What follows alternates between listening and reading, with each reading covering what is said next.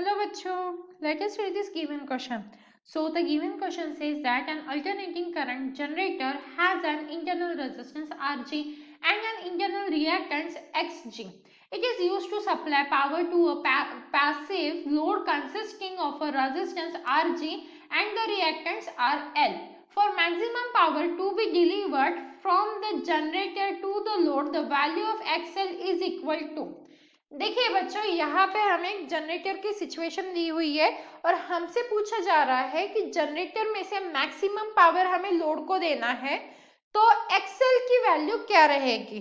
ठीक है, अब देखो, इफ हमें मैक्सिमम पावर जनरेट करना है, या हम बोल सकते हैं मैक्सिमम पावर जो है वो कहाँ से कहाँ पहुंचाना है, हमें मैक्सिमम पावर जनरेटर से कहाँ पे पहुंचाना है, लोड में पहुंचाना है, राइट। इफ हमें मैक्सिमम करंट जनरेटर से लोड में डिलीवर करना है, तो यहाँ पे जो टोटल रिएक्टेंस है वो क्या होना चाहिए, 0 होना चाहिए।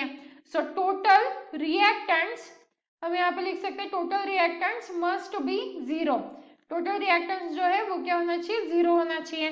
दैट मीन्स जो एक्सएल है, रिएक्टेंस देखिए कौन कौन से गिवन है, हमें एक्सी रिएक्टेंट दिया है, रिएक्टेंस एक्सजी एंड एक्सएल दिया है। तो एक्सएल प्लस टोटल कैसे मिल जाएगा, हमें दोनों को ऐड करके। तो एक्सएल प्लस एक्सजी दोनों क्या होने चाहिए, 0 होने चाहिए, तब मैक्सिमम पावर जो जनरेटर से लोड में जाएगी।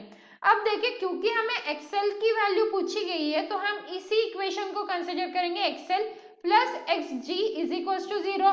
अब यहाँ से एक्सएल की वैल्यू इजीली हमें मिल जाएगी, that is minus XD, right. तो ये हो जाएगी एक्सएल की value.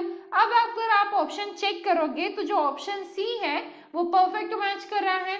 So the final answer for this question is option C, and I hope you understood it well. All the best.